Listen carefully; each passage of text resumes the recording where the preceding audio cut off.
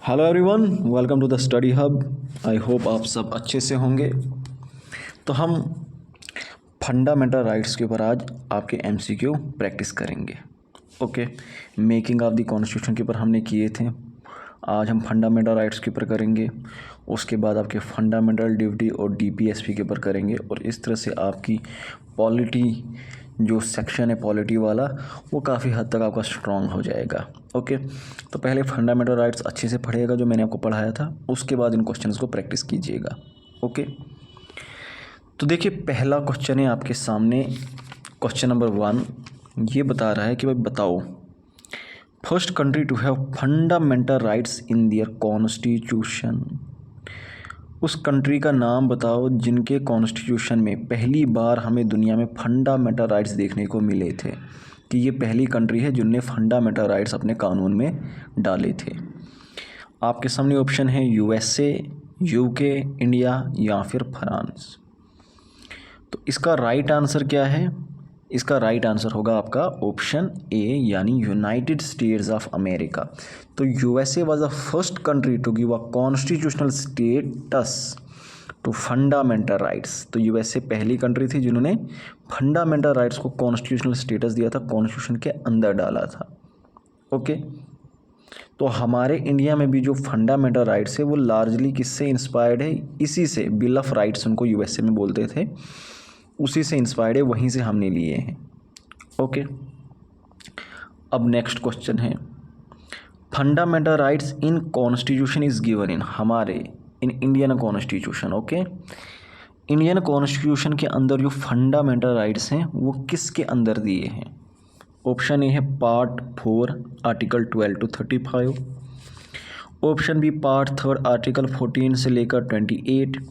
Option C है part 4 36 से लेकर 51। और ऑप्शन डी है पार्ट 3 आर्टिकल 12 to 35। और यहाँ पर आपका राइट आंसर क्या है? यहाँ पे राइट आंसर है ऑप्शन डी। ओके, तो देखो ऑप्शन 4 12 to 35 अगर हम बात करें ये तो गलत है, क्योंकि जो पार्ट 4 है उसमें आर्टिकल कहाँ से कहाँ तक दिए हैं? 36 से लेकर 51 तक दिए हुए हैं, जो आपका डीपीएसपी है। तो ये तो पहला गलत। दूसरा पार्ट 3 आर्टिकल 12 आर्टिकल 14 से लेकर 28, बट फंडामेंटल राइट्स टोटल कहाँ से हैं? 12 से लेकर 35 तक पूरा का पूरा ये चैप्टर कॉन्स्टिट्यूट करता आपके फंडामेंटल राइट्स। तो 12 से लेकर 35 तक आपके सारे फंडामेंटल राइट्स है इस चैप्टर के अंदर, पार्ट 3 के अंदर।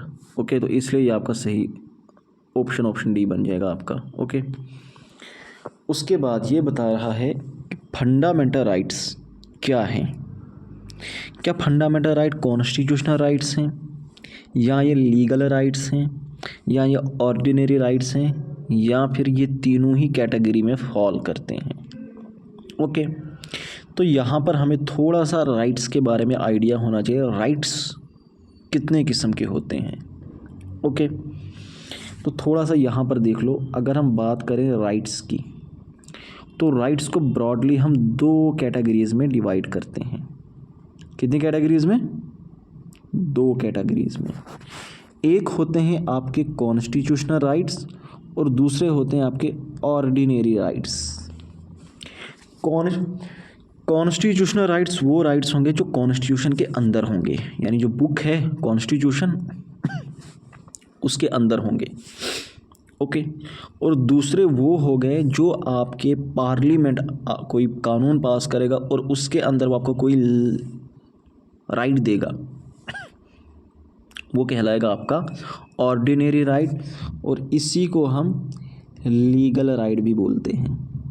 ओके, यानी ऑर्डिनरी राइट और लीगल राइट ये एक ही चीज़ होती है। ठीक है, इसकी एग्जांपल क्या है ऑर्डिनरी राइट्स की? अगर हम बात करें तो जैसे कि राइट टू मैटरनिटी लीव, कि भाई एक औरत है, प्रेग्नेंट है, ठीक है, उसके बाद उसकी डिलीवरी हो गई, बच्चा पैदा हो गया, तो उसके पास ये राइट है कि 26 वीक्स की उनको लीव मिल सकती है।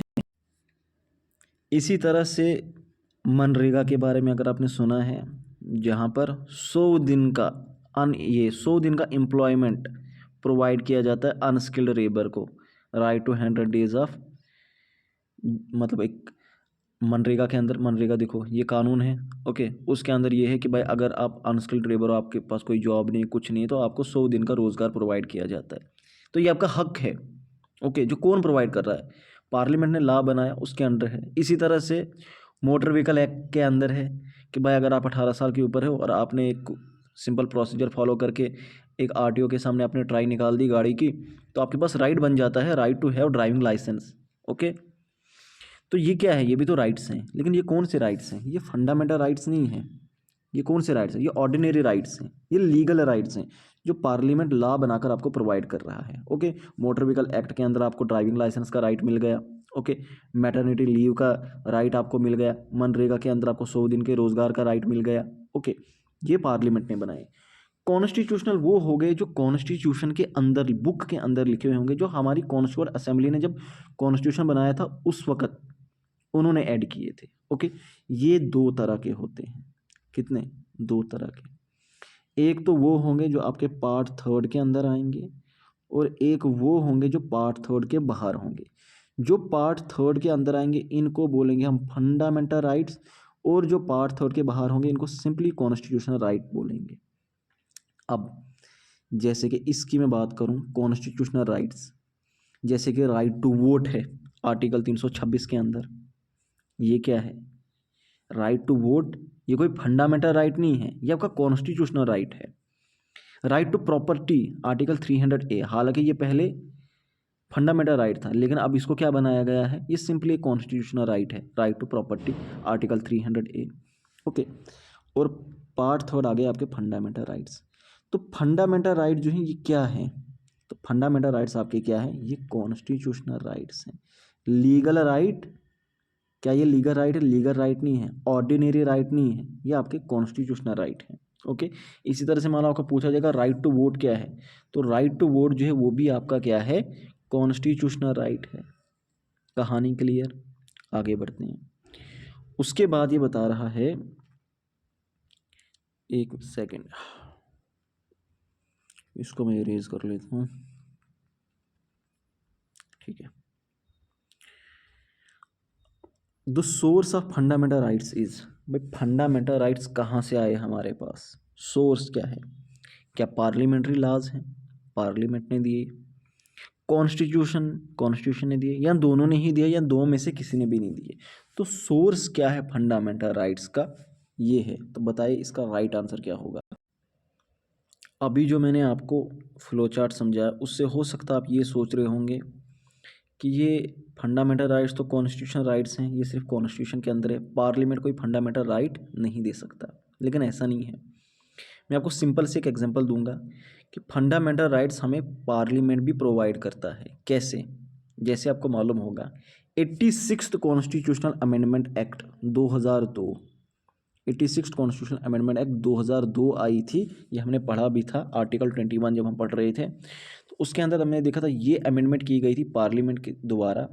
इससे 11th फंडामेंटल ड्यूटी ऐड की गई थी। इसने क्या काम किया था, इसने जो पहले डीपीएसपी हमारा हुआ करता था आर्टिकल 45, वो हमें ये बताता था कि भाई बच्चों के पास राइट है। अब बच्चों को क्या काम करो, बच्चों को, जो छोटे बच्चे हैं उनको एजुकेशन प्रोवाइड करो, फ्री एंड कंपलसरी एजुकेशन की बात की गई थी।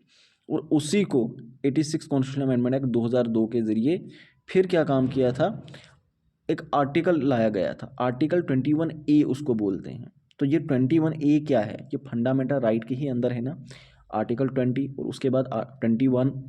तो 21A ये क्या बन जाएगा, ये आपका एक फंडामेंटल राइट बन जाता है कि अगर आप 6 से 14 साल के हैं तो आपके पास ये राइट है फ्री एंड कंपलसरी एजुकेशन का, चाहे आप सिटीज़न हो चाहे आप फॉरेनर हो। अगर आपके पास इंडिया की सिटीज़नशिप नहीं है फिर भी आपके पास ये फंडामेंटल राइट है। और ये फंडामेंटल राइट किसने प्रोवाइड किया, ये पार्लियामेंट ने प्रोवाइड किया, ओके। तो इसलिए राइट आंसर क्या होगा, सी। उसके बाद नेक्स्ट